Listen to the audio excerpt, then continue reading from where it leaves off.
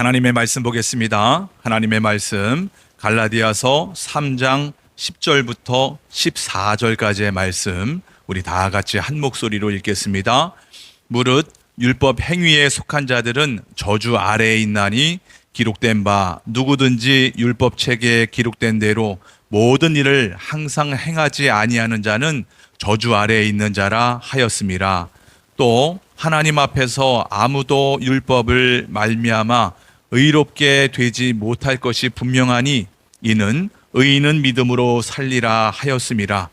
율법은 믿음에서 난 것이 아니니 율법을 행하는 자는 그 가운데서 살리라 하였느니라. 그리스도께서 우리를 위하여 저주를 받은 바 되사 율법의 저주에서 우리를 속량하셨으니 기록된 바 나무에 달린 자마다 저주 아래에 있는 자라 하였음이라. 이는 그리스도 예수 안에서 아브라함의 복이 이방인에게 미치게 하고 또 우리로 하여금 믿음으로 말미암아 성령의 약속을 받게 하려 함이라. 아멘. 어떤 집사님의 글을 읽었습니다. 우리나라에서 꽤 알려진 A 목사님의 언행이 하도 이단 같고 사이비 같아서 그 집사님 자기의 친구 중에 어느 목사님에게 물었다는 거예요. 그 A 목사 어떠냐고. 그랬더니 그 친구 목사님이 자기와 전혀 다른 의견을 내더라는 거예요. 그 A 목사님 좀 말이 거칠어서 그렇지 그분의 신앙을 이렇게 들여다보면 빗나가지 않았어. 괜찮아. 라고 말을 하더랍니다. 이 집사님이 그 대답을 듣고 깜짝 놀라고 너무 당황스러웠다는 거예요. 자기가 볼 때는 그분의 말과 행동이 너무나도 괴상하고 신앙과 많이 동떨어져 있는 것 같아서 그의 신학이 잘못되지 않았을까 했었는데 같은 것을 보고도 이렇게 전혀 다른 의견을 가질 수 있다는 것에 놀란 거예요. 한 사람은 말하는 거예요. 신앙이란 행위를 통해서 행동을 통해서 확인되는 것 아니겠는가. 그러니까 그 사람의 행동을 보면 그의 신앙을 알 수 있다는 거죠. 또 다른 분은 비록 언행이 조금 잘못됐다 하더라도 그의 신앙을 자세히 잘 들여다보면 별로 문제가 없다는 거예요. 여러분은 이 양쪽의 의견이 어떠세요? 나름 일리 있는 것 같기도 하고 또 틀린 말이 아닌 것 같기도 합니다. 이렇게 우리 신앙에 있어서 이 믿음과 행동, 이 믿음과 행위, 믿음과 이 삶이라고 하는 이 부분들, 과연 우리가 신앙생활을 하면서 이 주제에 대해서 많은 말씀을 우리가 들었어요. 그리고 잘 아는 것 같기도 하면서 때로는 헛갈리기도 합니다. 과연 도대체 이 믿음과 행위 어떤 관계인 겁니까? 우리가 이 둘의 관계를 어떻게 생각해야 될까요? 먼저 질문 하나 해보겠습니다. 너무도 쉬운 질문일 수도 있는데 사람이 어떻게 의로워질 수 있을까요? 성경에서는 두 가지 방법, 두 가지 방편이 있다고 말씀하고 있습니다. 첫 번째는 우리가 다 잘 알고 있는 것처럼 믿음이에요. 믿음. 이 믿음 이 부분은 우리 개신교에서 얼마나 중요한지 모릅니다.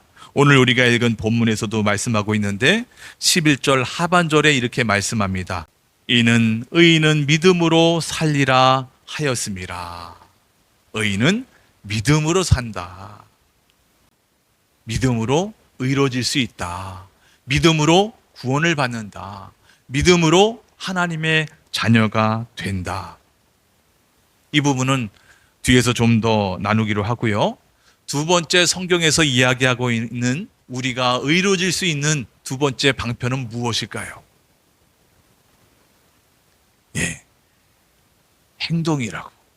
행위라고 말씀합니다. 여러분, 행동이 뭘까요? 행위가 뭘까요? 성경 말씀대로라고 하면, 다른 말로 하면 율법이라고 이야기할 수 있습니다. 율법. 여러분, 율법이 뭐죠? 하나님이 뭐뭐 해라, 뭐뭐 하지 말아라 라고 명령 내리신 거죠. 오늘 본문에도 12절에 말씀하고 있는데 읽어볼까요? 율법은 믿음에서 난 것이 아니니 율법을 행하는 자는 그 가운데서 살리라 하였느니라. 율법을 행하는 자는 그 가운데서 행하면 산다라고 말씀하고 있어요. 그렇구나. 하나님이 해라라고 말씀하신 것 우리가 하면 되고요. 하지 말아라라고 말씀하신 것 우리가 안 하면 된다는 거예요. 이렇게 율법으로 행위로 이루어질 수 있다는 거죠. 여러분, 근데 여기에 심각한 문제가 있는 거예요. 어떤 문제겠습니까? 그 문제를 10절에서 다루고 있습니다. 10절을 읽어볼까요? 다 같이 시작. 무릇 율법 행위에 속한 자들은 저주 아래에 있나니 기록된 바 누구든지 율법책에 기록된 대로 모든 일을 항상 행하지 아니하는 자는 저주 아래에 있는 자라 하였습니다. 이상하네요. 뭐라고 말씀해요? 율법, 그러니까 행위로, 행동으로 이루어지려고 하거나 아니면 행동으로 구원을 받으려고 하는 사람은 저주 아래에 있다. 저주받는다라고 말씀하고 있어요. 여러분, 왜 그럴까요? 10절 다시 보세요. 유념해야 할 두 단어가 있어요. 제가 빨간색으로 칠해놨는데 모든, 항상. 그러니까 당신 율법으로, 행위로 구원받고 싶습니까? 그러면 모든 일을 항상 지키면 됩니다. 이 율법, 모든 율법을 항상 지키면 됩니다. 이 율법을 어느 정도로 지키라고요? 모든 율법을 단 하나도 빠짐없이 온전히 철저하게 지키면 된다.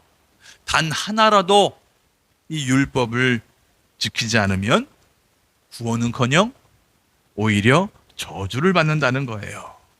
여러분, 이것이 우리 인생들의 한계입니다. 세상에 율법을 깨트리지 않은 사람이 어디 있겠습니까? 우리는 이미 하나님이 하라고 한 거 하지 않은 죄가 있고요. 하지 말라고 한 거 이미 한 게 얼마나 많이 있는지 몰라요. 우리는 더 이상 행동으로, 율법으로 이루어질 수가 없다는 거예요. 그러니까 내가 아무리 하나님을 향한 최선의 말과 최선의 행동으로 내가 의로해져야지, 내가 구원받아야지, 그렇게 도저히 구원이 불가능하다는 거예요. 근데 사람이 이상하게요, 자꾸 이 행위로 구원을 받으려고 하는 경향이 있습니다. 왜요? 내 마음 깊은 곳에 어떤 작은 자존심이 될 수도 있어요. 그래도 내가 사람인데, 그래도 내가 인격체인데, 내가 행동으로도 내가 잘할 수 있는 것 아니겠어? 의로워질 수 있는 것 아니겠어? 또는 내 마음속 깊은 곳에 있는 어떤 얄팍한 그 정의로운 마음 하나가 자꾸 나를 건드리는 거예요. 여러분, 이런 마음은 인류 역사 이래 계속되는 우리 사람의 오류라고 말할 수가 있습니다. 특히 요즘에 우리나라 기독교인들의 잘못된 언행이 세상의 비웃음거리가 되는 그런 사건들이 많이 일어나잖아요. 그러다 보니 자중의 소리가 들려요. 우리가 너무 믿음만 강조했다. 그러니까 우리의 삶이 중요한데, 우리의 행위가 중요한데 이 중요성을 너무나도 간과했다는 거예요. 믿음 가지고는 부족해, 행동도 필요해, 이런 자중의 목소리가 얼마나 큰지 몰라요. 그래요, 거기까지는 이해할 수 있을 것 같아요. 근데 때로는 너무 나가는 경우도 있다는 거죠. 사람이 구원을 받으려면 믿음 가지고는 부족해, 그 삶의 내용이 어떤가, 그게 너무나도 중요하다는 거죠. 믿음 플러스 의로운 행동이 있어야 구원을 받을 수 있다는 거예요. 실제로 언젠가 어떤 분이 저에게 찾아와서 구원의 길을 묻습니다. 자기는 믿음만으로 부족하다는 거예요. 어떤 행동이 뒤따라야 구원을 받을 수 있다고 생각한다는 거죠. 오늘 본문도 그래요. 갈라디아서를 읽었어요. 갈라디아서는 사도 바울이 갈라디아에 있는 그 교인들, 여러 교회들에게 보낸 편지예요. 근데 그 편지 중에 왜 이런 내용의 말씀을 전했을까요? 사진을 볼까요? 지도를 보면 이 안디옥, 오른쪽에 있는 이 안디옥이라는 곳에서 이 사도 바울의 제1차 전도 여행이 시작되고 쭉 돌아옵니다. 여러분 보시겠죠? 위쪽에 있는 그 비시디아, 안디옥, 이고니온, 루스드라, 더베, 이 지역이 갈라디아 지역인데요. 이 사도 바울이 이 전도 여행을 하면서 이곳 이 갈라디아 이 지역에서 아주 풍성한 열매를 맺습니다. 전도하는 즉시 사람들이 막 예수 믿겠다고, 예수 믿는 사람들이 많아지고요. 그로 인해서 여기저기 교회가 생겨나게 됩니다. 아주 풍성한 전도의 열매가 맺혀졌습니다. 근데 얼마 지나지 않아서 이 갈라디아 교인들이 복음을 떠나고 있다는 소식을 사도 바울이 듣게 됩니다. 교회 내에 잘못된 복음이 들어와서 이 사람들의 신앙을 흔들고 있다는 거예요. 구원을 받으려면 여러분, 예수 믿는 것 가지고는 부족해요. 거기다 율법을 지켜야 됩니다. 할례를 받아야 돼요. 뭐 이런저런 율법을 들이대는 거죠. 이런 소리에 이 초신자 이 사람들이 솔깃한 거예요. 마치 그런 것 같아요. 어떻게 믿음으로만 구원을 받을 수 있을까? 그래, 행위도 중요한 거겠지. 자꾸 넘어가는 거죠. 이 사도 바울 입장에선 너무나도 속상한 거예요. 왜? 우리가 예수를 믿어서 죄에서 자유케 된 사람들 아닙니까? 근데 자유케 된 사람들이 자꾸 오히려 율법의 종이 되어 가니 이 사람의 마음에 속이 부글부글 끓는 거예요. 더 속상하고 아픈 이유가 있어요. 갈라디아서 2장 21절에 이렇게 말씀하는데, 내가 하나님의 은혜를 패하지 아니하노니 만일 의롭게 되는 것이 율법으로 말미암았으면 그리스도께서 헛되이 죽으셨느니라. 만약에 율법의 행위로 의롭게 될 수 있다면 예수님이 이 땅에 오셔서 십자가에 죽을 필요가 없었다는 거예요. 괜히 오셔서 헛되이 죽은 거라는 거예요. 그러나 이 땅의 모든 사람들은 이미 율법을 깨트렸으니 그 어떤 누구도 행위로 구원을 받을 수 없잖아요. 그런 절체절명의 위기에 빠진 우리를 위해서 예수님이 십자가의 죽으심으로 말미암아 생명의 길을 활짝 열어주신 것 아니겠습니까? 그러니 어찌 우리 예수님의 죽음이 헛될 수가 있겠습니까? 에베소서 2장 8절, 너희는 그 은혜에 의하여 믿음으로 말미암아 구원을 받았으니 이것은 너희에게서 난 것이 아니요 하나님의 선물이라. 9절, 행위에서 난 것이 아니니 이는 누구든지 자랑하지 못하게 함이라. 아멘. 여러분, 우리는 이 말씀에 두 손 들고 아멘인 거예요. 확실히 알아야 됩니다. 확실히 기억해야 됩니다. 우리는 절대로 이 행동으로 구원을 받을 수 없습니다. 오직 예수 그리스도의 은혜로 구원을 받습니다. 그 은혜를 믿음으로 받아서 의로워진 거예요. 하나님의 놀라운 은혜를 체험한 우리가 어찌 우리의 작은, 보잘것없는 행위를 다시 의지할 수 있겠습니까? 여러분, 우리는 은혜로 구원을 받았습니다. 믿음으로 구원을 받았습니다. 은혜로 구원받은 우리에게 우리는 오직 그 은혜를 깊이 묵상하고 생각하고 또 그 은혜를 주신 그 주님을 찬양하고 경배하고 감사하는 삶, 여러분, 이것이 우리 하나님의 자녀로서의 삶인 것입니다. 날마다 고백하는 거예요. 시시때때로 고백하는 거예요. 감사하는 거예요. 찬양하는 것이 우리의 진정한 삶인 것입니다. 혹여나 그럼에도 불구하고 내 마음속 깊은 곳에 어떤 행위에 대한 그런 자존심, 또 정의로운 그런 마음 때문에 나는 왜 이렇게 생각과 마음이 우둔한 걸까? 나는 왜 이렇게 의지와 행동이 연약한 걸까? 여러분, 이것 때문에 아파할 수도 있어요. 나는 이것밖에 안 되는 존재구나. 나는 무능해도 너무 무능해. 나는 쓸모없는 존재인 것 같아. 나는 사랑받지 못할 존재인 것처럼 보여. 여러분, 이런 자괴감에 빠질 수도 있을 것 같아요. 여러분, 그러나 그렇게 생각할 필요가 없습니다. 고린도후서 4장 7절에 이렇게 말씀합니다. 다 같이 시작. 우리가 이 보배를 질그릇에 가졌으니 이는 심히 큰 능력은 하나님께 있고 우리에게 있지 아니함을 알게 하려 함이라. 아멘. 잘 보세요.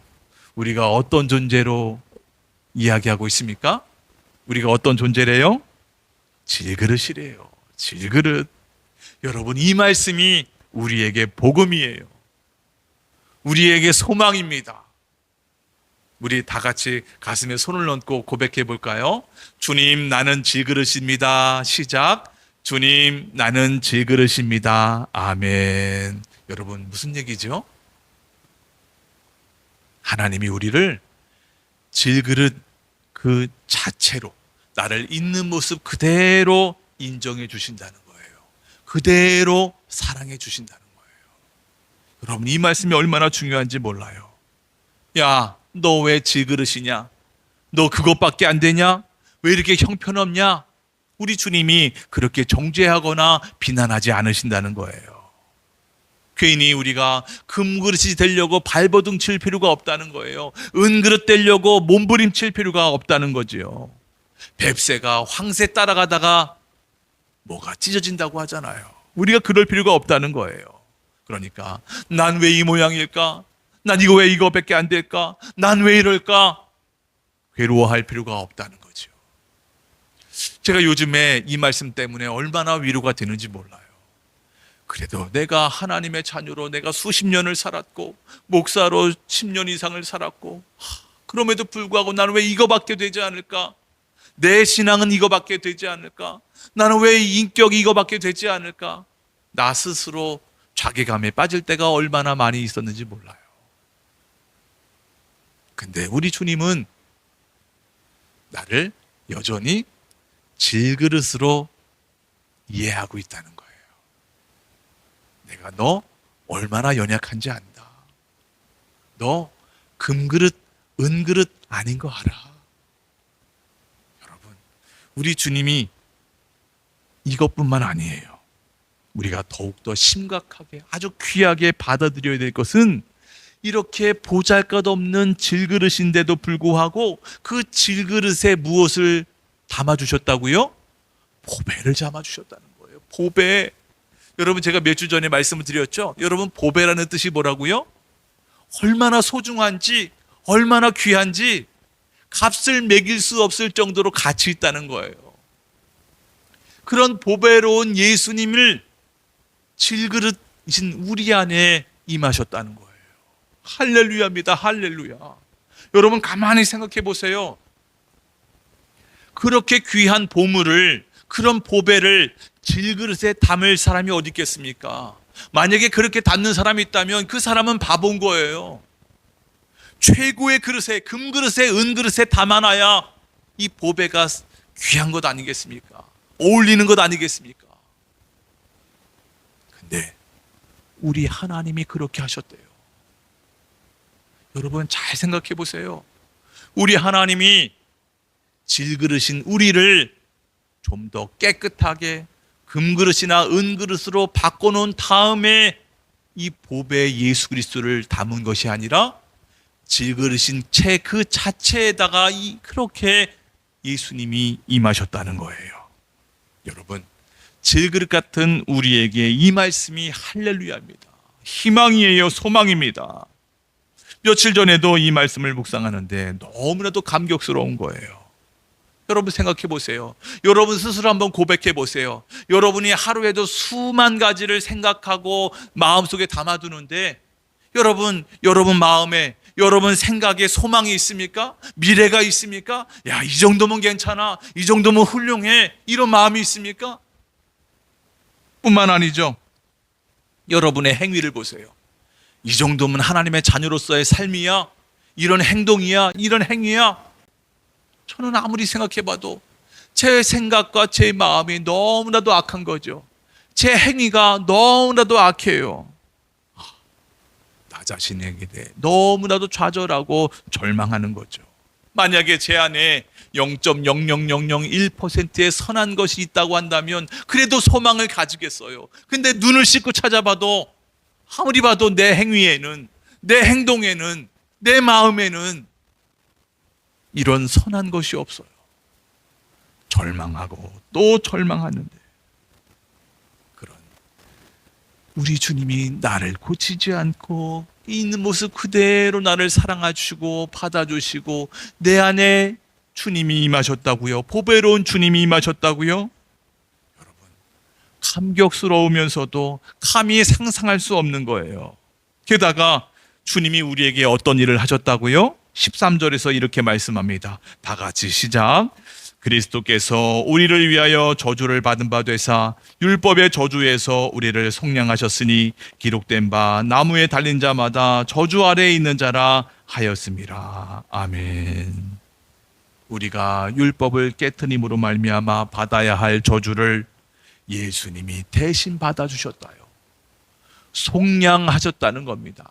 여러분, 속량이 무슨 뜻입니까? 속량, 대신 대가를 지불해서 소유권을 되찾아온 거예요. 그러니까 노예의 몸값을 지불하고 노예를 사서 그 노예를 자유신분으로 풀어줬다는 거예요. 자유를 주었다는 거예요. 예수님이 흘리신 피로 말미암아 우리의 모든 죄값을 대신 치르시고 우리에게 생명을 주셨다는 거예요. 그러니까 내가 받아야 할 저주를 내가 해결할 수 없어서 예수 그리스도의 대속의 은혜를 믿음으로 받은 겁니다. 그래서 예수님이 내 존재의 구원자로 내 인생의 주님으로 고백한 겁니다. 근데 그 주님이, 그 구원자가 내 안에 계신다? 여러분, 이게 꿈인가 생신가? 도대체 믿어지지 않는 거죠. 그럼에도 불구하고 계속해서 우리 주님은 말씀을 통해서 가르쳐 주시는 거죠. 내가 내 안에 있다. 내 안에 주님이 있다. 주님이 날 떠나지도 않는다. 버리지도 않는다. 잃어버리지도 않는다. 포기하지 않는다. 늘 함께한다라고 말씀하십니다. 내가 너를 인도한다. 선한 길로 인도한다. 제가 이 말씀을 또 며칠 전에 묵상하면서 굳이 또 물었어요. 주님, 저 질그릇 맞아요. 제가 질그릇인 거 인정합니다. 주님께 진지하게 묻습니다. 주님, 제 안에 계신 거 맞죠? 제 안에 계신 거 맞죠? 주님, 제 안에 계셔서 저와 함께 하시고 저를 역사하시고 인도하시는 거 맞지요? 그렇게 진지하게 물었을 때 주님께서 주시는 그 감동과 감격에 휩싸인 때가 있었습니다. 다시 말하지만 질그릇인 우리가 금그릇 되려고 은그릇 되려고 몸부림치지 않아도 된다는 거예요. 그저 질그릇이니까 그 내 안에 계신 그 보배로운 주님이 내 안에 계신 것으로 만족하고 내 안에 계신 주님으로 인하여 기뻐하면 되는 겁니다. 여러분, 오늘 본문 14절에서도 이렇게 말씀하고 있습니다. 다 같이 읽어볼까요? 시작.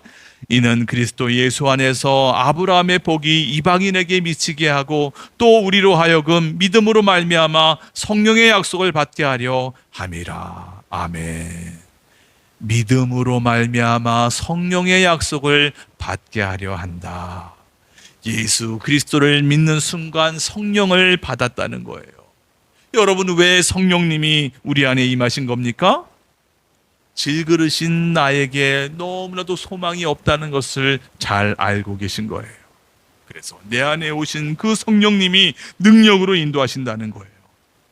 곧 내 삶과 내 행위가, 내 행동이 바뀔 수 있다는 거예요. 변화될 수 있다는 거예요. 여러분, 이것이 복음이에요. 이것이 우리 신앙생활의 핵심인 겁니다. 내 안에 계신 성령님을 인정하면 내 안에 계신 성령님이 내 삶의, 내 존재의 주인으로서 내 마음과 내 삶을, 내 행위를 가장 선한 길로 통치하시고 다스리시고 인도하신다는 거예요. 로마서 8장 4절에 또 이렇게 말씀합니다. 그것은 육신을 따라 살지 않고 성령을 따라 사는 우리가 율법이 요구하는 바를 이루게 하시려는 것입니다. 아멘. 무슨 의미예요? 성령이 역사하시는 삶은 결국에는 율법과 반대되지 않는다는 거예요. 기억하십시오. 우리 그리스도인은 율법의 행위로 구원을 받는다는 그 율법주의를 인정하지 않습니다. 또한 믿음으로 사는 우리이기 때문에 율법을 없애야 한다는 율법 폐기주의 또는 무율법주의를 인정하지 않습니다. 그렇다면 성령의 인도 따라 사는 우리 그리스도인의 삶의 결과가 무엇이겠습니까? 갈라디아서 5장 22절 23절은 이렇게 말씀합니다. 우리 천천히 다 같이 읽어보겠습니다. 시작. 오직 성령의 열매는 사랑과 희락과 화평과 오래 참음과 자비와 양선과 충성과 온유와 절제니 이 같은 것을 금지할 법이 없느니라. 아멘. 성령의 9가지 열매입니다. 이 9가지 열매를 다시 한번 잘 보시기 바랍니다. 이 모든 것들이 다 예수님의 성품이에요. 사랑이 많으신 분 누구예요? 예수님. 사랑의 주인이세요? 또 희락, 기쁨의 주인은 누구세요? 예수님. 이 모든 것들이 다 예수님의 성품이에요. 아, 그렇구나. 예수님이 내 저주의 문제를 해결하기 위해서 십자가에서 죽으시고 부활하신 것을 내가 믿음으로 받아들이면 나를 의롭다고 하시면서 주님의 자녀가 되게 하셨습니다.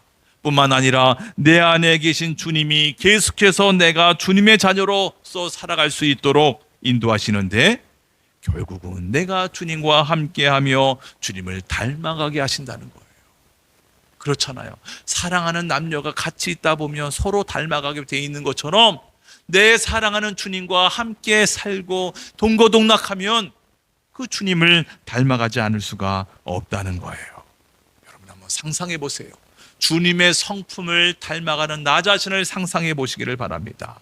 사랑이 충만해진 나를 상상해 보세요. 기쁨이 충만해진 나를 상상해 보시기를 바랍니다.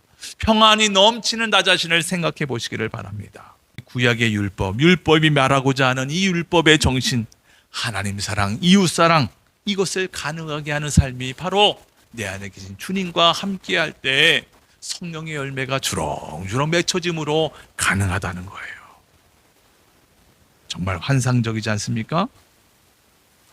주님을 닮아가 있는 나를 가만히 생각해 보면 얼마나 설레고 감사하고 행복하고 가치 있고 보람된 삶인지. 내가 이렇게 주님을 닮아가는 모습을 우리 주님이 바라보시고 얼마나 흐뭇해 하시겠습니까? 얼마나 기쁘시겠습니까? 그리고 내가 곳곳마다 가는 곳곳에 사랑이 충만해지고 기쁨이 충만해지고 평안해져요. 하나님 사랑, 이웃 사랑이 저절로 이루어지는 거예요. 내 능력으로 이루어지는 것이 아니라 내 안에 계신 주님의 능력으로, 성령님의 능력으로 이 모든 것들이 가능하다는 거예요. 최근에 어떤 목사님과 대화를 나눴는데 저보고 예전 같지 않다는 거예요. 예전에는 머리도 탁 올백으로 이렇게 싹 올리면서 그런 모습을 많이 봤다는 거죠. 그만큼 목사님을 보면 자신감 넘치고 열정적으로 사는 모습이 좋았다는 거예요. 근데 왜 이렇게 점점 외모도 그렇고 말하는 것도 그렇고 점점 비실비실 되냐는 거예요. 자신감도 안 보이고 어떻게 된 거냐고 묻는 거예요. 여러분 보시기에는 어떻습니까? 저희 모습이 어떻습니까? 저는 그저 그 이야기를 들으면서 웃기만 했어요. 정말 그렇더라고요. 조금 이렇게 과거를 생각해 보니까 옛날에는 그래도 자신감이 좀 넘쳤던 것 같아요. 열정이 넘쳤는 것 같아요. 주님 말씀만 하옵소서. 제가 한번 해볼게요. 주님 많이 주세요. 일 많이 시켜주세요. 근데 어느새 점점점 자신감이 없어지는 거예요. 주님 저 못하겠는데요. 주님 저 못해요. 주님 저 아니에요. 힘있던 머리도 점점점 내려오게 되고 처음에는 좀 이상했어요. 점점 자신감 없어지는 내 자신을 바라보며 왜 점점 나답지 않아질까? 그랬는데 어느 순간부터 점점점 이런 내 모습이 좋아지는 거예요. 당연하게 되고, 이런 모습이 너무나도 참 보기 좋다. 주님 앞에 꺾이는 모습이 참 좋다. 그렇게 생각이 되더라고요. 그 질그릇 자체인 내 자신이 너무나도 싫어서 괴로웠고 좌절하고 절망했는데, 이제는 그 질그릇이 좋아지는 거죠. 왜요? 이 질그릇 자체인 나 자신에 대해서 더 이상 절망하지 않으려. 왜? 성경에서도 말씀하잖아요. 너 질그릇이야. 너 스스로 안 되기 때문에 내가 임한 거야. 내 안에 계신 보배로우신 주님 때문에 내가 더 이상 좌절하지 않을 수 있는 거예요. 나는 비록 지금도 질그릇이지만 그럼에도 내 안에 계신 보배로우신 주님으로 인하여 내가 기뻐할 수 있고 평안할 수 있고 소망이 있을 수 있는 것입니다. 가장 좋은 길로, 가장 선한 길로 인도하시기 때문입니다. 여러분 그거 아세요? 지금 여러분 안에 계신 주님께서 여러분을 끔찍하게 사랑하십니다. 인정하세요? 고백하십니까? 뿐만 아니라 여러분 안에 계신 주님이 여러분을 가장 좋은 길로, 가장 선한 길로 인도하고 계십니다. 믿으시기 바랍니다. 받아들이시기를 바랍니다. 내 안에 계신 주님과 영원토록 함께하고 뿐만 아니라 그분으로 행하는, 성령으로 행하는 여러분과 저의 인생 되길 주의 이름으로 축복합니다.